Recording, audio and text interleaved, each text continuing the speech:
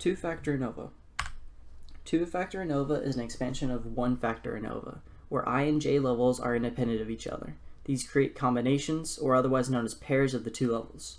Some key elements that two-factor ANOVA needs is normal distribution, independent samples, variance of population, and same sample size groups. These are the formulas for the fixed effects model and additive models. For the fixed effects model, Eij is a random amount where the observed value differs from its expectation, and Uij is the true average response for the pair I and j, or factor A and B. The additive model shows the difference in mean responses for both levels of one of the factors is the same for all levels of the other factor and vice versa. Looking at the graph of both mean responses, including additive and non-additive, you can clearly see the outliers and differences clearly from the additive graph rather than the non-additive graph.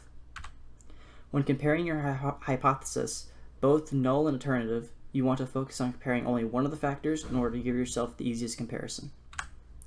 When creating an ANOVA table, it is necessary you have sum of squares, mean of squares, degrees of freedom, f-statistic, and p-values. Looking at the formulas presented here, you can calculate the various sum of squares. This is essentially an expansion on single factor, but you need the sum of squares for both factors instead of one, so SSA and SSB.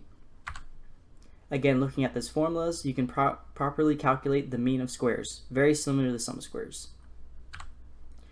Finding the f-statistic formulas is relatively easy, with only dividing mean square specific factor by the mean square error. Looking at this table, you can properly fill out information using these formulas presented for you. Now, say you have information based off wing patterns and gliding times and want to put this information into an ANOVA table. This is easy using Excel. When you get into Excel, you go to Data tab, and over here it should say Data Analysis. You click it, you go to any of the two-factor ANOVAs, click OK, hit the input range, click this button, drag the information, hit OK, and there you go. You have a two-factor ANOVA table.